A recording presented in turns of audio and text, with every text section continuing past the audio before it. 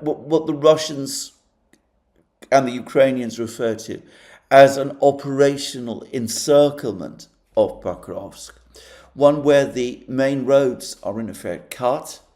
and where the Ukrainian garrison is therefore unable to obtain supplies,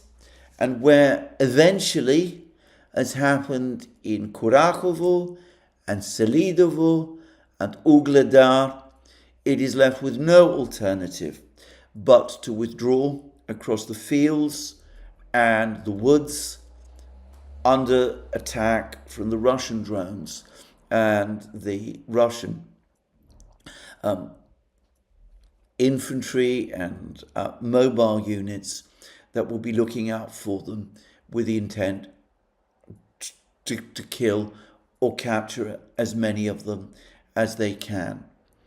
And we may be much closer to this situation than anyone had previously expected. It could be that we might be seeing the battle for Pokrovsk itself begin at some point in the next few days, perhaps a week, perhaps two,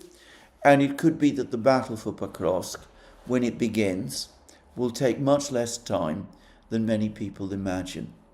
Now, to repeat again, if Pokrovsk falls,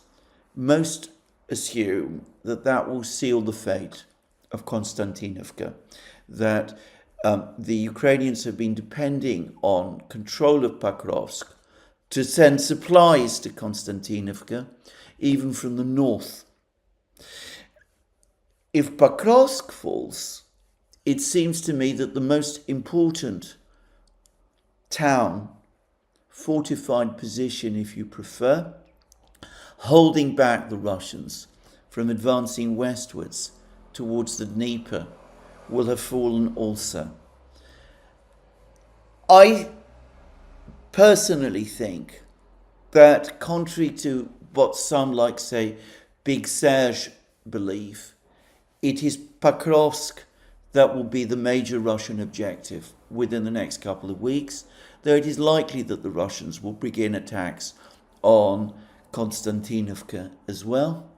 But anyway, one can see two crises for the Ukrainians playing out roughly at the same time,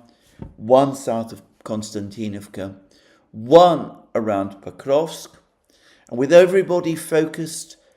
on the Middle East, with the United States potentially involved in a forever war there,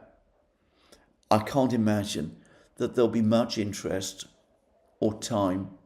left in any Western capital to worry much about Ukraine anymore. Well, this is where I finish